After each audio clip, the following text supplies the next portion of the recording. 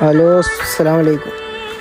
പിന്നെ ഇന്ന് വൈകുന്നേരം 6:30 ഇറങ്ങും കേട്ടോ. 10 മണിക്കാണ് ഫ്ലൈറ്റ്. എല്ലാവരും പെരേക്ക് വരിക, മറക്കണ്ട.